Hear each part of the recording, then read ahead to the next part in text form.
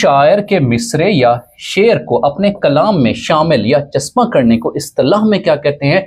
उसको तज़मीन कहते हैं, याद रखिएगा जी। और फिर ये भी सवाल पूछा जाता है कि जो गज़ल होती है या जो नज़्म होती है, नज़्म के लफ्जी मानी क्या होते हैं बेटा? नज़्म के लफ्जी मानी है नज़्म व ज़ब्त, तरतीब देना की है।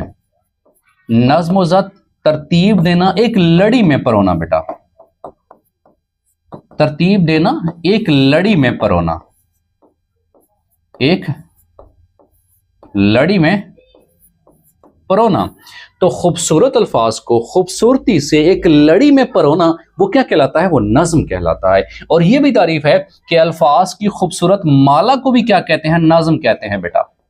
जैसे एक माला होती है ना, हार, तो खूबसूरत अल्फाज को खूबसूरती से एक लड़ी में परोना, डालना, उसे कहते हैं नज़्म कहते हैं। या अल्फाज की खूबसूरत माला को भी क्या कहा जाता है? नज़्म कहा जाता है। और फिर यह सवाल भी पूछा जा सकता है कि जो मिसरा है उसके लफ्जी मानी बेटा क्या होते हैं? दरवाजे का एक पट बेटा। मिसरा, इसके लफ्जी मानी क्या होते हैं बेटा? इसके लफ्जी मानी है दरवाजे का एक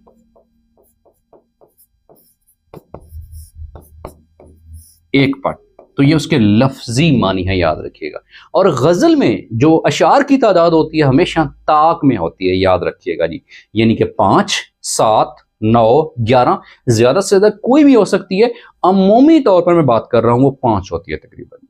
लेकिन जो शेर की तादाद होती है वो किस हवाले से होती है? वो ताक में होती है जी। और किसी भी गजल के बेहतरीन जो शेर होता है उसे जो कहा जाता है कि गजल के सबसे बेहतरीन शेर को, जो कोई गजल होती है उसके सबसे बेहतरीन शेर को क्या कहते हैं? रिस्पेक्टेड सन, याद रखिएगा, बैतुल गजल कहते हैं। बैतुल गजल भी उसे कहते हैं, शाह गजल भी उसे कहते हैं, और उसे हासिल गजल भी कहते हैं, याद रखिएगा जी।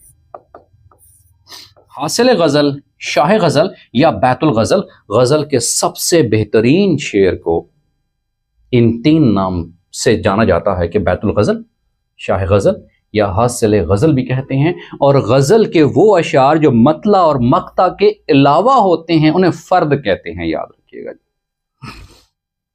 कि मतला बेटा, मक्ता के अलावा